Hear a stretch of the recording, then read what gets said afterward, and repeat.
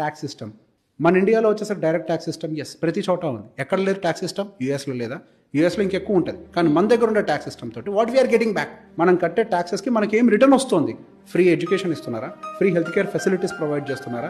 నేను ఇంత tax, for example ప్రతి సంవత్సరం నేను 10 లక్షలు ట్యాక్స్ కడతాను అనుకుందాం.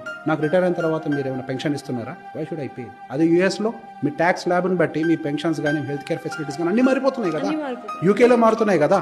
ప్రతి కంట్రీలో మారుతున్నప్పుడు ఇండియాలో ఎందుకు మారదు? ట్యాక్స్ సిస్టమ్ కూడా మారాలి. You have to give back. నేను రెస్పాన్సిబుల్గా పే చేస్తున్నా. నేను వచ్చి డబ్బులు ఎందుకు నీకు గవర్నమెంట్కి కడుతున్నాను? నా దేశం అభివృద్ధి చెందాలని. ఆ డబ్బులు నువ్వు తీసుకొని వెళ్ళి ఫ్రీగా పంచాలని కాదు. ఆ డబ్బులు నువ్వు సరిగా ఉపయోగించి నలుగురు చదువు చెప్తావని, ఆ డబ్బులను ఉపయోగించి నలుగురికి వైద్యం చేస్తావని చెప్పి, ఆ డబ్బులతోటి నువ్వు మంచి ఇన్ఫ్రాస్ట్రక్చర్ డెవలప్ చేసి మంచి రోడ్లు వేయించి అట్లీస్ట్ నేను ఇంటికి సేఫ్గా రీచ్ చేయాలని చూసుకుంటావని. కానీ నువ్వేం చేస్తున్నావు? ఆ డబ్బులు తీసుకెళ్ళి ఏం చేస్తున్నావు? ఫ్రీగా పంచుతున్నావు. నీ డబ్బులా? నీ జేబులోయా?